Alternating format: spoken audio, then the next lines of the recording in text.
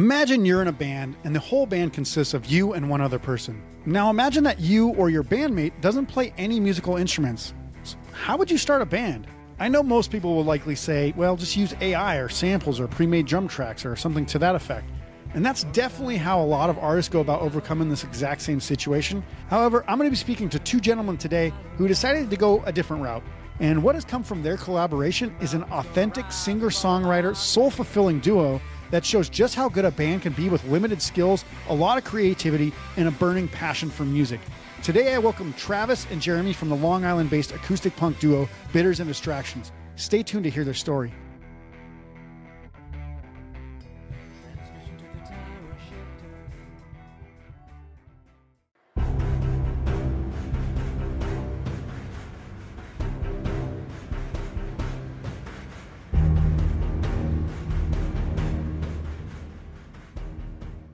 All right. Hey, Travis. Hey, Jeremy. This is Bitters and Distractions, obviously, all the way from Long Island, New York. So let's kind of talk about how this project began, because, Travis, from what you told me, essentially, you do a lot of the music, and then Jeremy does pretty much the lyrics, and then you guys kind of combine to sing as well, depending on the parts and all that stuff. But yeah, how did you guys meet, and at what point did you guys decide to like actually play music together? Sure. Yeah. So, I mean, Jeremy actually used to work with my wife at a summer camp, a summer art camp. My wife and Jeremy are both art teachers. Oh, okay. They worked at the same camp in summer. And I think Jeremy used to just walk around that camp wearing Glassjaw t-shirts and other band t-shirts. And my wife said, I think that guy would be good friends with my husband. So, I mean, Jeremy could fill in the blanks here, but that's really how our friendship started, was through my wife. It's like a little matchmaking agency your wife is going through, like, exactly. How do I find my husband some friends? That's exactly what it was. And I remember we met, one or two times. We both have kids. Jeremy has 3 daughters. I have 2 boys. We were like, let's go to a playground one summer. I think it was August of, 8 or 9 summers ago. We said we'd hang out, go to the playground, watch the kids run around and just talk. And that's where Jeremy told me that he, was a lyricist. He was a poet. He wrote poems. He wrote lyrics. But he, Jeremy, right? You don't play any instruments yourself, so no, not since I played the cello in elementary school. Yeah, there you go. Wow. So he just had pages and pages of lyrics, and they asked if I was interested in trying to put some music to them. So we had no intention of really starting a band. We just had the intention of just recording a few songs for fun and hearing how it sounded, and that's really what it was. Jeremy handed me a bunch of lyrics. There wasn't like verse, chorus, pre-chorus. It was just lyrics. Yeah. And I just kind of, as anyone would do, is like you feel the lyrics, and that drives you to write a certain type of chord progression, slow, fast. And we just put these 4 songs together that we recorded, and we love them.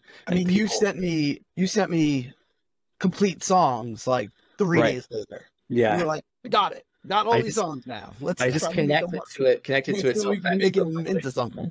Yeah, Jeremy and I were at a similar point in our lives. We're still at a similar point in our lives, but, being dads, being husbands, having full-time jobs, still wanting to play music, loving music, not wanting to let that go. Not saying the lyrics are necessarily about that, but I just felt his words, and I was able to write songs very, very quickly. And then, yeah, we recorded those 4 songs, sent it to a bunch of friends. People said it was good, and then we just continued and never stopped. How did you guys kind of settle on, obviously the style? Because obviously, Travis, you connected in the way, but Jeremy, were you like, that's not exactly how I thought maybe the song would go, or was it like instantly like, yes, this is exactly we've developed. I think in the beginning, he read the lyrics. In the beginning, all the songs were about a journey I took to Colorado after college and trying to figure out what to do with my life and what to do next. And I met a bunch of really wacky individuals, one in which I became really close with. So in the beginning, the songs were all written as a kind of story about my time out west. It was a lot of introducing characters and trying to figure out like who they were through like lyrics. So he turned them into songs, right? It wasn't until we sang them and heard each other playing with each other and that we're like, oh wait, maybe this should be a little like harder. We can get a little harder. We can he got comfortable hearing my voice singing, and he was like, oh, maybe the songs need to be written a little differently to fit my voice. I have I definitely agree with Jeremy saying like we had to hear it in front of people. You know, it was very interesting. I'm also like a very big Bright Eyes and Connor Oberst fan. So, you know, when I was a fan with Tim Kasher, so very similar. Exactly. I love all those Saddle Creek bands. So when Jeremy handed me these lyrics and they were stories, you know, I think in my opinion, you could hear a lot of this like Bright Eyes, you know, storytelling in those that first EP that we released. I actually even sang 2 of the songs myself, which then, you know, again, we started playing those lives. And I was like, no, I shouldn't be the singer. You know, Jeremy, your voice is much better. Wait, we're also rocking out way harder than people telling stories. Yeah. Like maybe the music should get faster to keep up with the pace of how we're moving. We were speeding up all of our songs also. Yeah.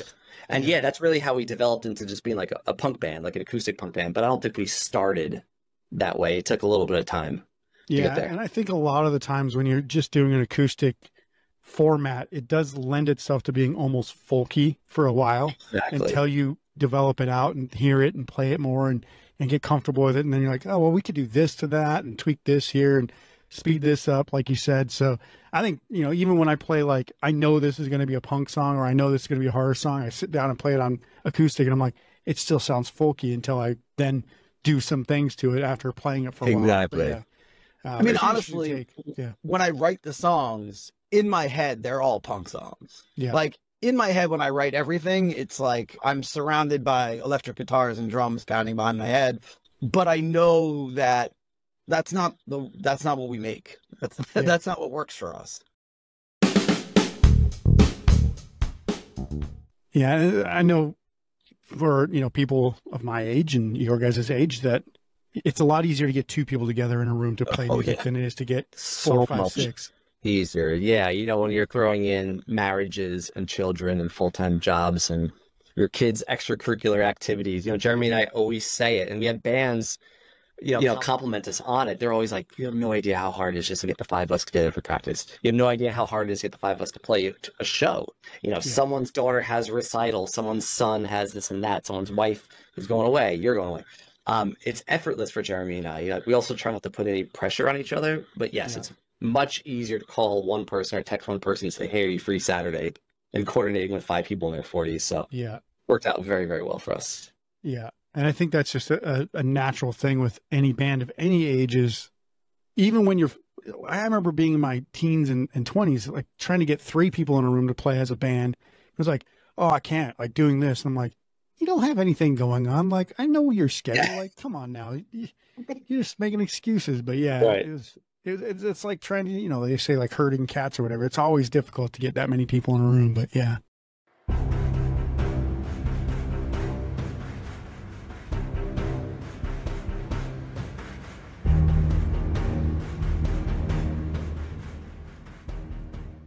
Well, let's talk about obviously kind of taking things as the duo kind of further, right? So like, you know, once you kind of first got the first few shows under your belt, first few songs, you probably started to consider kind of what was next. Was there ever a discussion about adding more members? Oh yeah. Yeah, we definitely, we knew some drummers. I think the first step was like, let's send some of the songs to some of the drummers and see what they create to go with it.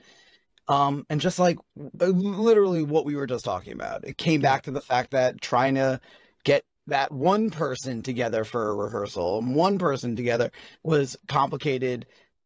And then we realized like, this is our place. Like we are that acoustic punk band. Like that's kind of our niche in the scene, you know?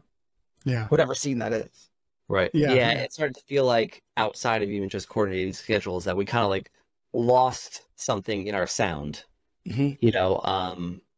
you know, whatever that was, you know, it started to take a different shape and we're like, wait, no, we don't want to lose what we are because we like what we are, but now we're trying to change what we are. And that's not what we want. So but it was a very short discussion. I remember Jeremy having a drummer demo a few drum tracks or songs and sending them over. And we were just like he sounded great, of course. I mean, he sounded fine, but it just wasn't who we were. I mean, it just didn't make sense, which I'm happy. I'm happy we didn't move forward with that.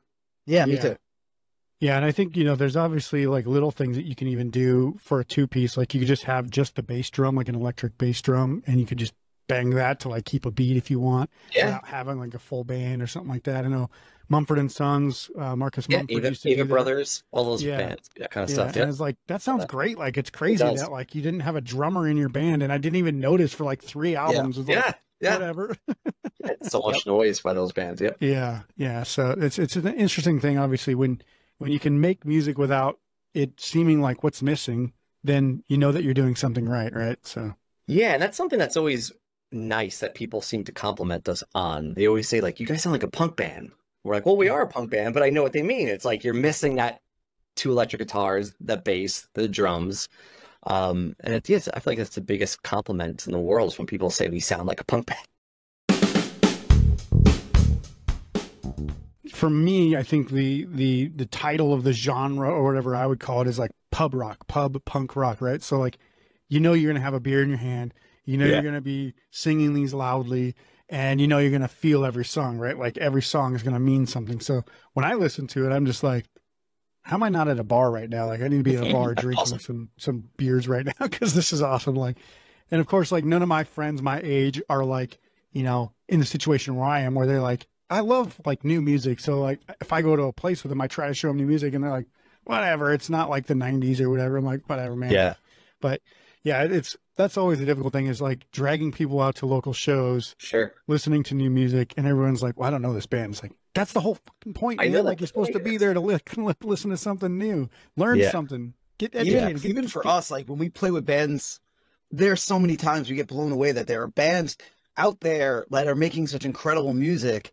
Like, for me, it's almost like it's an excuse for me to go to a concert, to go to a show. Like, playing our own shows is an excuse for me to see new music, and young kids on Long Island still making music is great. Sometimes it's funny when we're on a bill with guys, like other guys our age, and then like 19-year-olds. Yeah. It's nice to see the comparisons too, of like how the music can sound very similar, but the way that the music is approached is completely different. But yeah, you're right. There are thousands of great bands out there that no one's even talking about or hearing or anything, because the radio's not that popular. Yeah, so many. And I feel like that's one of the biggest like blessings of being in this band, like Jeremy was saying, is now being exposed to more artists. I feel like I definitely, if I think back to 10 years ago, I probably was still in a rut of just listening to what made me comfortable and what I liked for such a long time. But now we're being introduced, there's like a whole other world of musicians out there and bands out there, and it's fantastic. And I love discovering them all and playing. Yeah. And I mean, obviously you're not the only one. Like, I have a specific friend who I'm actually going to go visit at the end of August, who lives in Minneapolis, and he's like, I still listen to Blink-182, I still listen to Green Day, and I don't listen to anything else. I'm like, what kind of bands do you listen to? He's like, exactly what I listened to in high school. I'm happy about it. I was like, what the fuck? What is wrong with you? Like, get out there. And he's been like, I've been to concerts with him, and I'm like, he was in my band. I was like, how are you not listening to new music at all? Like, I know you love music, but he's just like, nope, I'm happy with the way it is. I was like, okay. Honestly, I've always been the type of person where when an album comes to an end, I can't listen to it again. Like, I mean, right away. Like the album ends and it's time for the next album by a different artist, or I change it up the genre or something. I've never been the type of person to put a song on repeat, or even an album on repeat. I can't do it. I constantly like it fresh. I could not still listen to the same songs I listened to when I was 13 at the same rate that I was listening to them when I was 13. I don't think I could do that. Yeah, for sure. I think it's probably healthy, like as an adult, to listen to something new anyway. It's like, I don't know what it is, like experiencing the same thing over and over and over. I think it's one of those triggers, like what do they call it? Like a serotonin trigger that just makes you feel good. Right. It has absolutely no nutritional value. It's just, you're just putting sugar in your body or whatever. So yeah, I think new music is definitely the peas and carrots in your diet that you need, even if it's bad. It's like, to listen to it, because otherwise you're never going to know what's out there.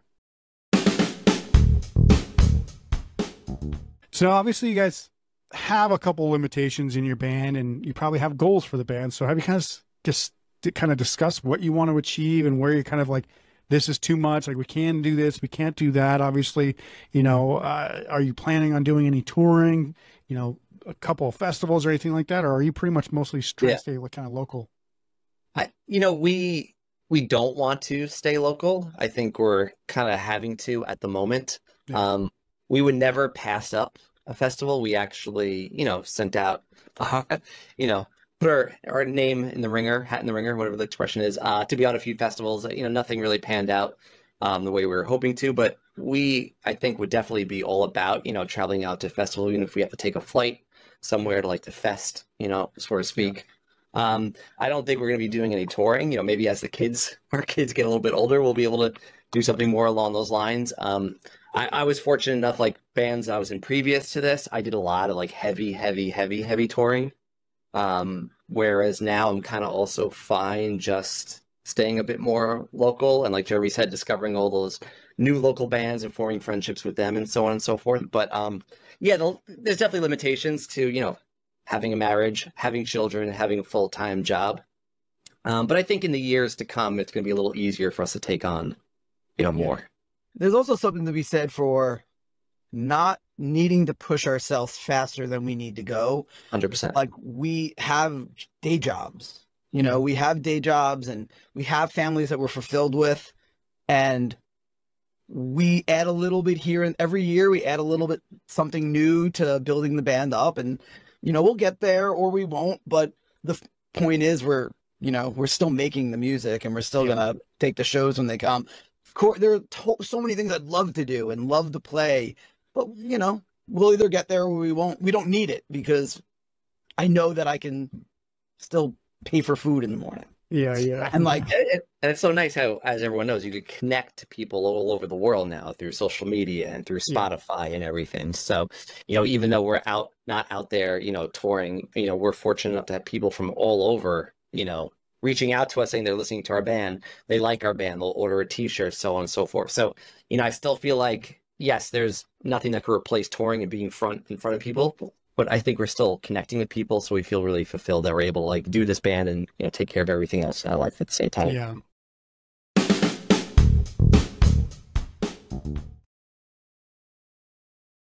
And I do want to just stop and take a second. You were talking about Jeremy's t-shirts that he wears. That's how you guys kind of met. I hate Nicolas Cage, by the way. I don't know what is he doing with this shirt. Okay, so I'm a high school teacher. I started carpooling with a new art teacher that I work with. And on day one, she said to me, "What are your feelings about Nicolas Cage?" And at the time, I don't know if I had a feeling about Nicolas. For the record, I'm a video production teacher. So I watch a ton of movies. I love movies. I love bad movies. I love good movies. He's in a lot of bad movies. I'll give you that. So many. Yeah, so she asked me, what are your feelings about Nicolas Cage? She's like, that's a deal breaker to the carpool. And I'm like, I don't know if I have a feeling. She's like, I hate Nicolas Cage, which led me to spending every time that she's absent, I find ways of pranking her room with pictures of Nicolas Cage to a point in which I think I've fallen in love with Nicolas Cage. Yeah. And I don't think I loved him. I don't think I cared. And then using him to torment her kind of became like a fun game to play that now I have a whole new appreciation for Nicolas Cage. Yeah, and I will say that probably for the first half of his career, I spent just absolutely disliking everything he was in. When I first watched Peggy Sue Got Married, I was like, how did he get out of this? I understand he's Francis Ford Coppola's nephew or whatever. Right. I'm like, no, nobody should have ever put him in another movie after this. But now I think because he's just had the life that he's had and he now is okay with making fun of himself. Yeah. It's more tolerable, right? I get it. When he made Mandy and then the one with Pedro Pascal, I was like, okay, now he's starting to get it. He can take the piss for himself. And I'm like, that's good. There was that interview, that 60 Minutes interview, and he said, he's like, I'm an actor. It's my job to be in movies. He doesn't believe in downtime. He just takes every movie that comes his way, whether they're good or bad, and he makes the best out of the situation. It's so admirable. He's doing his job. That's what he's here to do, and I'll take all of it now I'm in. Yeah. Watching Con Air the first time, I was like, oh my God, what the But now I watch back and I'm like, oh, I don't know if this was supposed to be good. Yeah. I think this is what it was supposed to be. Michael Bay. I must ask, Jeremy makes a lot of t-shirts that he wears. Did you make that one? Or is that something? No, this was a happy find. It's that's amazing. Wow. I live in a house full of daughters who are obsessed with Taylor Swift, so I feel like this is my way of poking fun at them.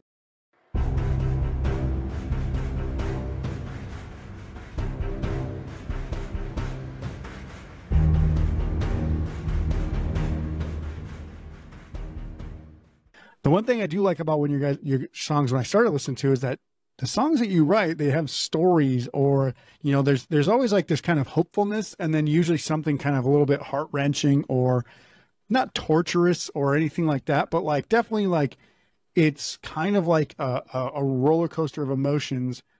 And that's why I say it's really good if you're drinking. These are the kinds of emotions that you have, is like, hey, happy, and then, oh, but I got to get out of here now. It's like, yeah, no. But you ever like, you know, think about the emotion that's packed into all these songs? Because there's a lot, I think, usually. Oh, yeah. You know, it's funny. It's like I'll write a song and I'll send it to Travis and he'll send it back to me developed. And I'll have like all those emotions all over again. Like I'll have those feelings that I had when I was writing those lyrics all over again, because I'm like, now I'm hearing it from a different perspective. I'm interpreting it maybe a little differently than I was feeling them. I don't know. It's all about emotions. I mean, that's what I got. I got stories and and we rely on that more too, because we don't have the pound of the drums. We don't have those guitar solos, you know, like filling you with, you know, energy and such like that.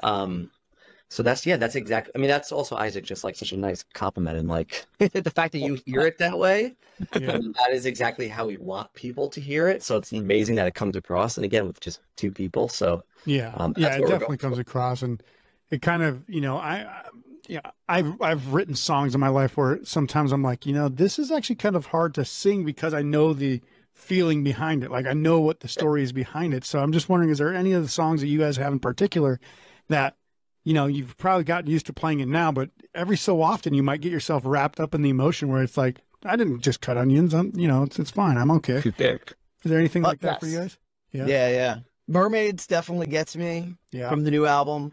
That one was very much about just raising 3 daughters and the amount of time and attention that they need. Yeah. And I love them, and I will do anything for them, but they drain every bit of life for me. And I know when I sing it, we had an opportunity a few weeks ago to play a show where kids could come, and I got to sing it to them for the first time live, which was really awesome.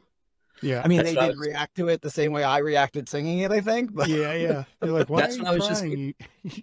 You old man, what's going on up there? Yeah.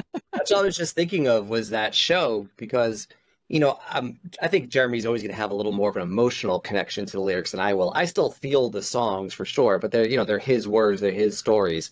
But one of the first times I really kind of like felt that different kind of emotion was this show that Jeremy's talking about a few weeks ago, where his 3 daughters were there. And, you know, in my brain, as we're singing, I'm like, I bet Jeremy's like looking at his daughters, because he's thinking about his daughters, like thinking about his life as these lyrics come out. So I actually felt pretty emotional playing that song too, because I even saw them there. I mean, you know, in front of us, I have children, my children were there too. So like, it was basically 2 dads on stage singing about their life and their kids. And that's a big part of any father's life, is their children.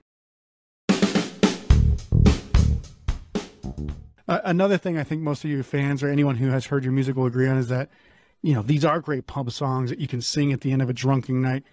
Was this by design? Like, I don't think that, you know, anyone ever sits down and goes, oh, I'm going to make great, you know, Billy Joel style drinking at the end of the night kind of music. But is that just because of the acoustic nature of the setup, or was this kind of like, that's how you kind of wanted to make these songs in the first place? I mean, we are on Long Island, right? Like Billy Joel is like in the fabric of our lives here.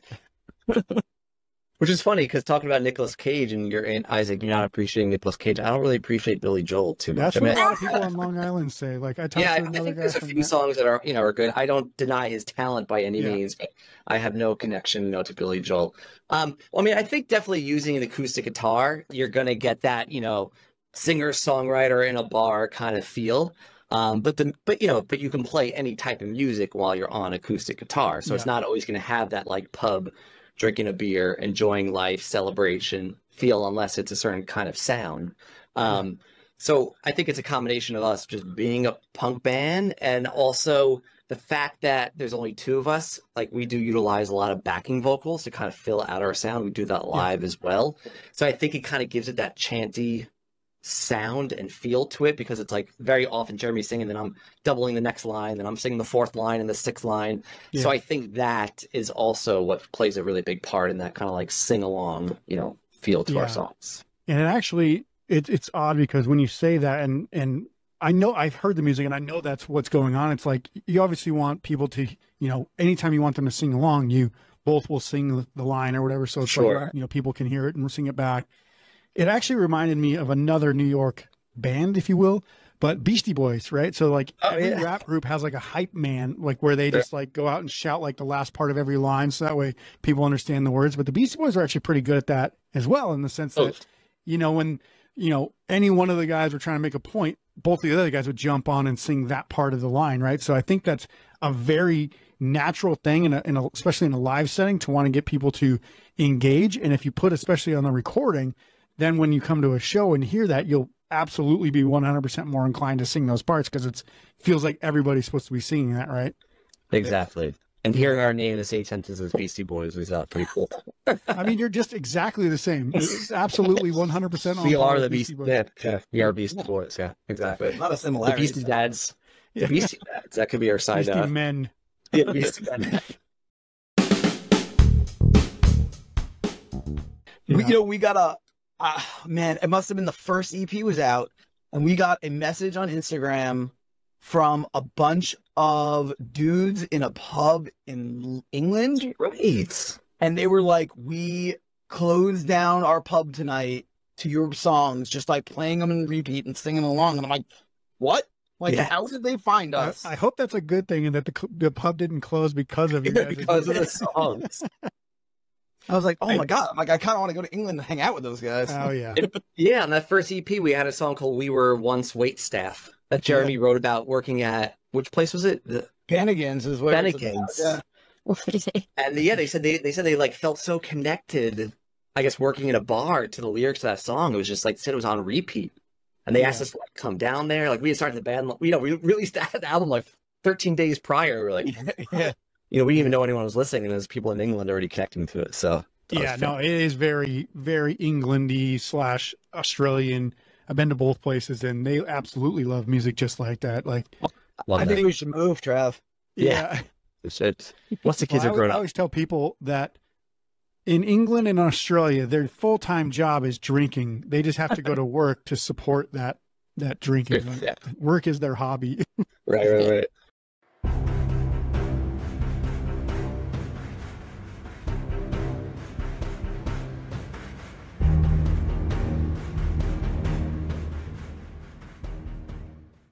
All right, so let's talk about the new EP, obviously, the home that Procrastination built. So it is put out by Sell the Hearts on 7-inch vinyl, I believe. So yes, I think correct. You, Travis, are wearing the Sell the Heart shirt there. I had to. Yeah.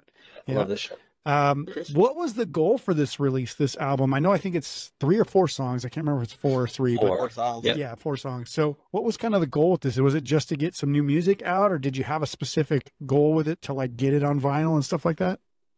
So, you know, what's been fantastic about working with Andy is he really listens, or at least to us. He listened to like what we wanted to do as well. Like, he didn't just come to us and say, outside of the saying, let's work together. He didn't say, I want you to do this, I want you to do that, I want you to do this, I want to do that.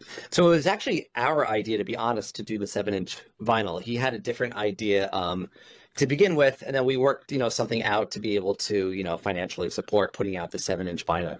Sure. But I mean, the goal for Jeremy and I, honestly, is just to keep putting out music. Like, we can't stop writing music, but we're just like always writing. And I guess, similar to how we can't tour, we're trying to find a connection with people. So like the main goal really was, like it always is, to put out music, to connect with people. We thankfully had Sell the Heart now supporting us, so we were able to reach more people. They also have a built-in audience, so there's people who hadn't heard of us, who just wanted to listen to us simply because Sell the Heart released it. But yeah, our goal was definitely to want to do a 7-inch. So we were very excited, like when Andy, agreed to that. And he had the great idea of bundling it with like a limited edition t-shirt. That was all his idea. So Jeremy, also being a graphic designer, did that. That was the main goal, is to release music, to get on a 7-inch, and also to find a record label that supported us. That was like the main goal. That was something we were talking about, more than a year ago. You know, we have a lot of great bands here on Long Island who are working with a lot of great record labels.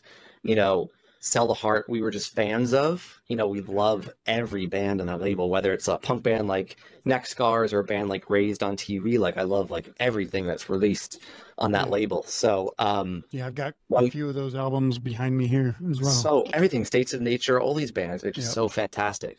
So, I guess I could say another goal was, you know, hopefully getting Andy to agree to putting out our next album, which she did. But for that sole purpose of, you know, reaching more people and being part of this punk rock community that he also, you know, established himself. Yeah. And, you know, obviously he's up in Berkeley, the San Francisco area, Bay Area of California. I feel like that's a very similar demographic to like New York in the sense that it's very metropolitan, you know, kind of liberal crowd, but also, you know, the weather is kind of moody. I call it, like, where, right. You know, when it's winter, shit sucks and there's not much to do but sit in a bar or make music or, you know, write stuff. So I think there's a very unique draw to those kinds of cities like San Francisco, New York, you know, Hong Kong, or wherever else in the world. It's a very similar kind of style. England as well.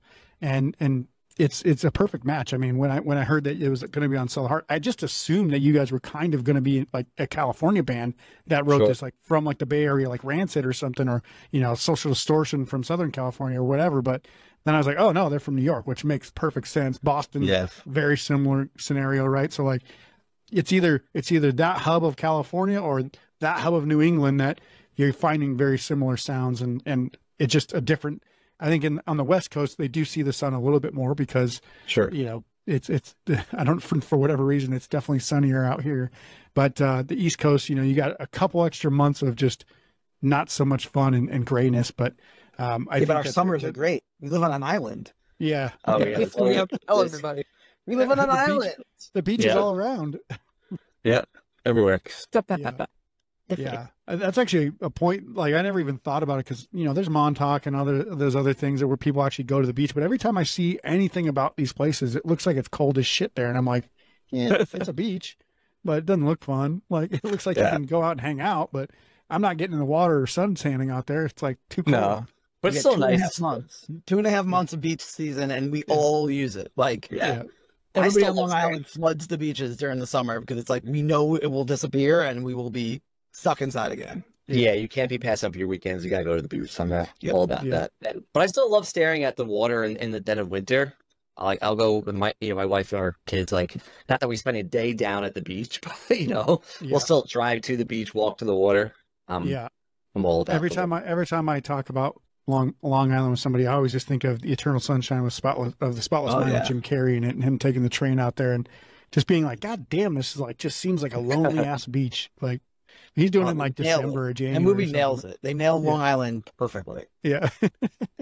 I'll have to rewatch that. You definitely want to erase your memory of every girlfriend you ever had on Long Island. Because they're all still here and they're all everywhere. You're going to run into them every day.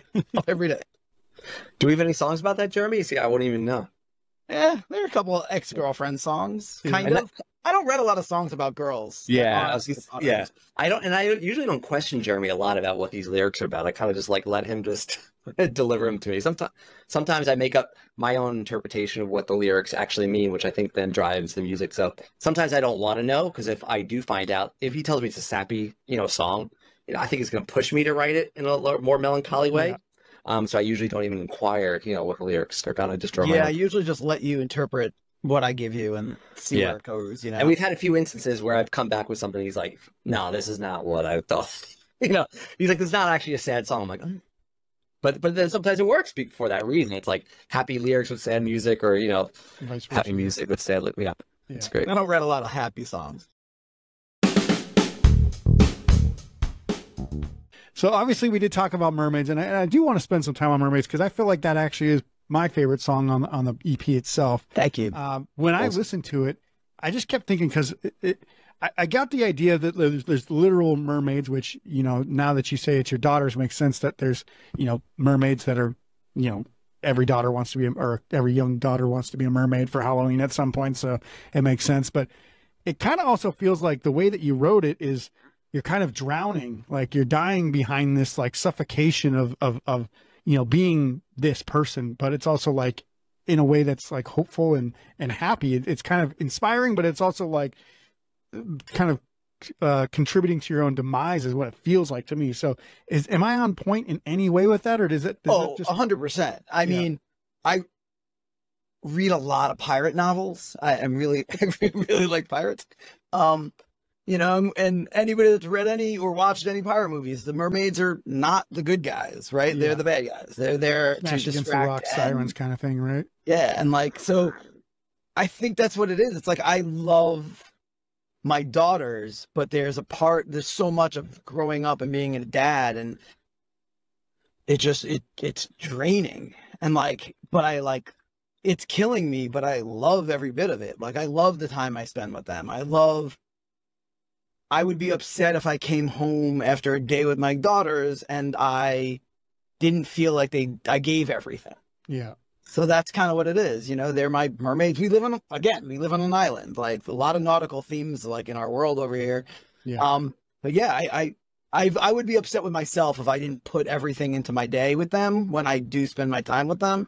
And that's a lot of what the song is, really. Yeah. And I think you also have to be true to your own feelings, right? Because like everybody's like, oh, you know, parenthood is so great. Like being a mom is great. Being a dad's great. I'm like, are you fucking high? Like, it's not always great. Like, right. Are you kidding me? Like, I want to throw my kid out the window sometimes. Like, they're little shits too. Like, yeah, I got caught coaching travel soccer. I never want to do that again. That's over. Done with it. Well, let's ask Travis. Like, Travis, one of the other songs on the album, which one would you say, like, let's discover what it's about? Because there's 3 other songs, obviously. I know what the expression "left your face" is about. Rocky and the Other Guy, I remember vaguely what it is about because that was actually a song. Jeremy gave me those lyrics. That was one of the first songs he gave me. So that's track 2 on our new EP. And we always loved that song, but for every album, every EP we released, it just didn't feel like it fit on there. And then recently it felt like this is going to fit now. So what I'm getting at is I vaguely remember the story, but I'd love for Jeremy to remind me specifically what Rocky and the Other Guy was about. So when I worked at Bennigan's, and I spent a year living in Colorado, in Arvada, Colorado. Okay. Cheers to Arvada, Colorado. The one other person that's ever heard of it is like, woo. For the best. I worked with these 2 guys, this guy Chaz and Rocky was quiet. He was like the sidekick.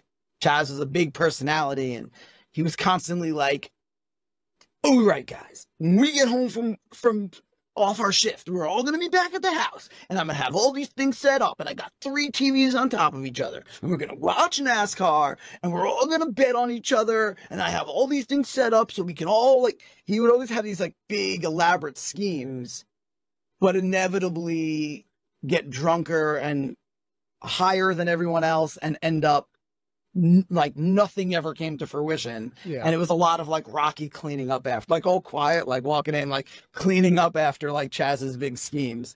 And honestly, when I wrote the song originally, could not remember his name. So when I called him the other guy, he was totally the other guy. Like, yeah, I was like, oh God, what's that guy's name? Rocky was great. Who knows who those 2 guys are? But Rocky was like, they were a Jay and Silent Bob kind of character. Yeah. You know, like Rocky was kind of quiet. He'd have a few things to say. He always had a smile on his face. He always wore his hat really low. So just like a little set of beady eyes, like underneath the brim. And Chaz was like big and blonde and big personality. One night was crazy. Oh yeah. One night we, got off of work. Think there were mushrooms involved. It had snowed the right amount where the streets were cold because it's Colorado and it's always cold during the winter. That it had this perfect like glaze of ice on it. And we found that we can just run down the street and then slide on our sneakers.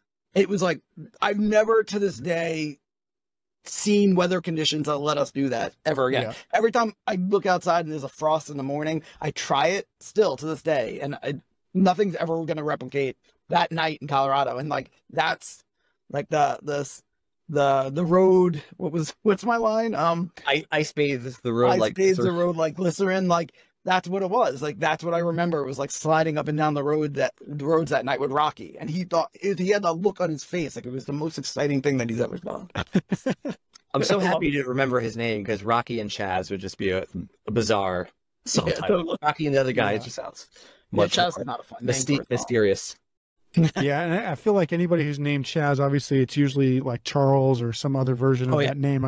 If you get the name Chaz, you're usually a big personality. So making him the sidekick in this scenario is actually kind of, it's like Rocky's the guy and Chaz, who's the other guy, is the sidekick. But it's, you know, in your reality, it was kind of flipped around in the reality. But, I mean, that's what it was, you know, and but Rocky's the memorable one from the two, you know. There's a ton of Chazes out there.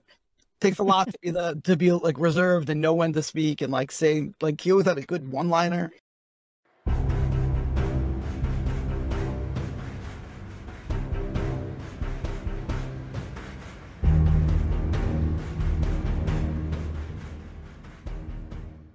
All right, so let's talk about obviously what you guys have coming up, what you guys plan on doing. You did kind of mention that you were possibly doing another album. Is that something that you're looking at with a full length, or is this like just continuously kind of releasing EPs, or what do you guys have going on in the future, and what's going on with you know, recording further? Yeah. So good question. Yeah. We actually just recently started discussing, you know, like what batch of songs we're going to start, you know, working out. I think we like sticking with the EP. I mean, I know there's a lot of, you know, feedback that EPs don't sell like LPs do. Andy himself told me that EPs don't sell. Right. There you go. There you go. I mean, thankfully, I guess he didn't tell us that, because that's why we still felt like we were going to proceed with an EP. Sorry, Andy, here's another EP. Don't. Yeah. What's so interesting is, like, you know, we play shows, and, you know, if the EP is priced at $10 or $15, it feels like it's a lot easier to get people to cough up a $10 bill or whatever 25, 30, than a $20 or $25, especially for like the level of band we are. Yeah. So, I mean, that honestly, I don't think it has anything to do with why we've chosen EPs at all. But I mean, we've just seen the benefit. Like, we feel like we've been able to move units quicker. We've pressed our own 7-inch a few years ago for an album that we put out ourselves. You know, we sold out of all those copies. And in my mind, like you're saying, Isaac, if it was $20, $25, we would probably be still sitting on, you know, a few copies. Yeah. I think also with just how busy our lives are, you know, it takes a lot longer for us to be happy with 10 to 12 songs. Yeah. It's a lot faster for us to reach to, you know, 3, 4, 5 songs. I mean, all of our EPs have been 4, so I imagine we'll continue with 4 moving forward. But also, I mean, I like, and I imagine Jeremy will agree, I feel like every EP of ours is like a moment in time in our lives. And, you know, we want to capture that as quickly as possible. We don't want, you know, to take 2.5 years to write an album, and then it's like that part of our lives that we emotionally connected to in those songs is kind of like past us. Yeah. So we can, you know, it's kind of like a combination of all that. But I think, you know, we're going to be doing another 4-song EP, and again, we're like really talking about now about like which 4 songs those are going to be. Yeah. And then we're going to start, you know, demoing. Yeah, I don't want to put out an album and feel like I need to fill it with songs that aren't 100% ours. Like, don't feel like they're 100% like comfortable, that we wrote, we talked about it, to do it for that many. I want to get something out quicker than that, you know? Yeah. And you guys have worked with, you know, other people on this EP as well that I haven't mentioned yet. So let's talk about them, because you had mentioned Neck Scars, and obviously one member from Neck Scars on we have Will Romeo you know, was a friend that we met, you know, I mean, recently, but we became friends, you know, very quickly. Loved his band. You know, his band is actually what made me familiar with Sell the Heart, you know, 2 years ago or so. He invited us to play a show in the city a little bit over a year ago. We had been talking previously, but we just got along, you know, very, very well, stayed in touch. And the other person, so Will Romeo sings on The Expression Left Your Face, which is track 3 on the Home That Procrastination Built. And then on track 2 is our good friend Maddie Lupinacci, who is a singer of a Long Island-based band called Gone Stereo that is signed to Negative Progression Records. Yeah. And a funny little... Yeah, go ahead. I was going to say one thing is actually I put like a playlist of like music videos together called Powered by Rock TV on YouTube. Oh, I'm nice. pretty sure the last Gone Stereo single is on that playlist. I think it was from like a year and a half or 2 years ago. Yeah. So I'm pretty sure Yeah. it's on there. So funny enough, Maddie and I were in a band together back in the late 90s, Wow. called Whoopee Cushion. Who funny enough played a lot of shows with Tsunami Bomb in the late 90s, which is the band that Andy is now in. Andy was not in the band at the time. Yeah. But Maddie and I really honestly just reconnected like 2 years ago when we started Gone Stereo, when we were both playing, you know, in punk bands. We were both, you know, 40-plus-year-old dads in punk bands. We reconnected. And that friendship that we had from 20 years ago kind of like, you know, continued like it had never stopped, so to speak. And then, like I was saying with Will was more of like a new friend, and they're both just singers that, like, you know, we look up to and adore and think are just fantastic. So, you know, there is that element of like, it's just Jeremy and I. So if we add another voice, there's another layer, you know, it's kind of like another instrument, you know, a voice is an instrument. So, you know, but it's, I think why we do that is more spearheaded by the fact that we just love collaborating with friends. And if we could get those that we find, to be talented on our recordings, that's great for us. That's amazing for us. But more importantly, it's just nice to collaborate on music with friends. Yeah. And that's one thing I actually mentioned to other bands is that don't be afraid to work with other artists on your music, because not only does it help you bring up another artist, but then they'd be more likely to put you on music with them, and other people will put music of yours with them and all that stuff. So you get more exposure, even if you don't get paid for it. You never know when someone's gonna be like, oh, that I want that singing part on my album too. So then you can work with somebody else. Wait a second, people get paid for this?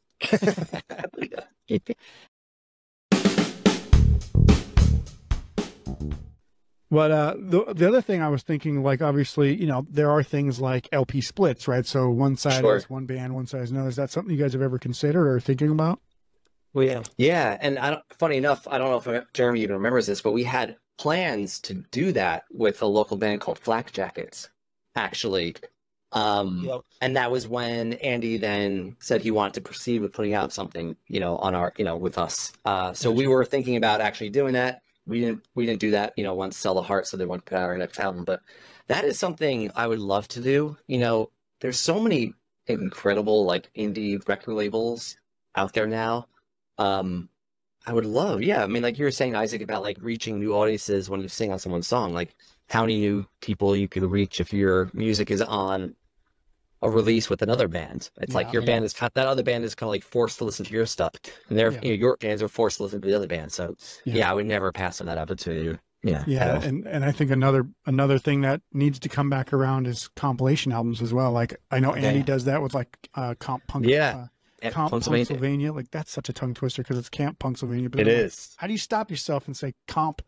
It's I can never do it. I always like stumble through that. But that's a great one. I think I actually even got last year's right over here. And you know, compilations are quite literally still, even back in the 90s, it was when it first really started with like indie bands and punk bands. It still is a great way to find new music, and especially if it's in this particular scene, like an area, right? Like the Northeast or Northwest, Pacific Northwest. If you can get like a scene around a similar compilation, it just brings everybody up together as well. Yeah, and I remember back in the day, so I was in a band called The Goodwill that was on Negative Progression back in the early 2000s, and I remember Negative Progression put out a comp.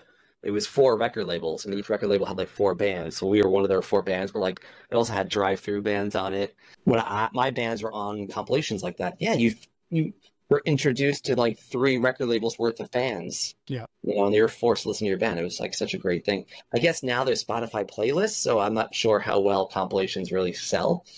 But even how do teenage boys woo girls when you can't make them mixtapes anymore? I don't know. Yeah. Is it the same on send them their playlist? Angie's playlist. Here you go. It's not the same. But yeah, no. I think that playlists are great. I don't want to put down playlists because people put time and effort into those things, but there's nothing like playing music in an actual music playing device with a bunch of different things, right? Where you on a playlist you can just skip a song or whatever. Like it's not so easy, like especially if you put on vinyl, to get up, go put the damn needle to the next track. You're like, you're Yeah. not gonna do that. You're just going to sit through and listen to the whole thing. So it really is a cool thing. I think when, you know, even if it's a band, like I remember there were bands on like some of those fat compilations and stuff where I'm like, God, I hate this song. But I didn't skip it. Well, anyway, so let's go through any other things that you want to talk about, plugs, mention, shout outs, anything that you want to say before we go today. I mean, I always just like to call out Sell the Heart Records. You know, we're very grateful to be working with Andy and to be like alongside that caliber of artists. Like I need to stop bringing on his band so he doesn't get such a big head about everything. Yeah, no. But like, you know, we really just are, you know, I mean, I'm not even joking. They're my favorite record label. Yeah. So I listen to all of those bands. So, you know, that's definitely the shout out, you know, specifically I want to give in addition to shouting out, you know, Next Bars and Gun Stereo directed. Yeah. And I think actually the interview that I did with Andy was how you found this podcast in the first place. I did. Yeah. Him sharing it on Instagram. Yeah. And I think I reached out to you very quickly, actually, after that, saying how much I liked it. Because I did like it. Yeah, definitely. I just let Andy talk a lot and people seem to like it. He doesn't seem like a natural he doesn't seem like a guy who wants to talk naturally, but if you get him talking, he talks. Yeah. That's great. Anything else, Jeremy? Yeah, I mean, all the Long Island bands. There's like a really great scene of older punk-based musicians on Long Island making really great. We were lucky that when we decided to do this again, to find that we weren't alone, which was really great. Who could we call up? Yeah, it was Playing Dead. A band that we're really big fans of. Yeah, like Half Dizzy. Half Dizzy, yeah, Gun Stereo, which we already mentioned. There's a cool band called Lunacy Commission. Oh yeah, Black Jacket is another really awesome band we played a lot with.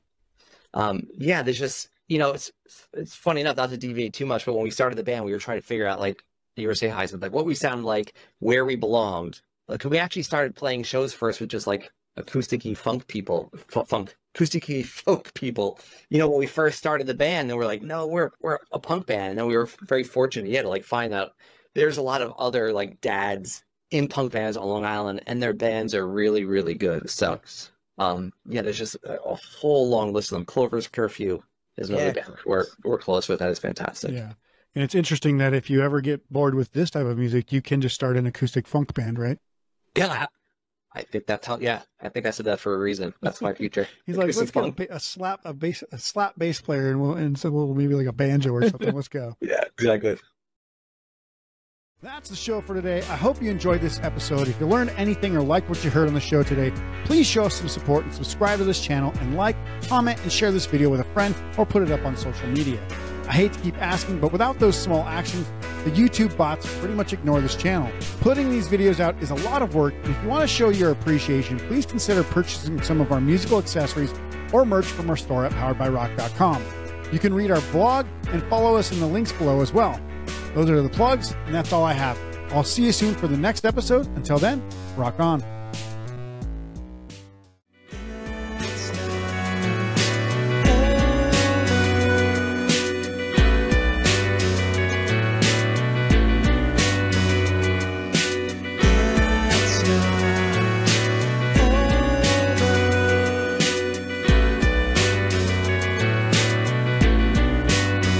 What was the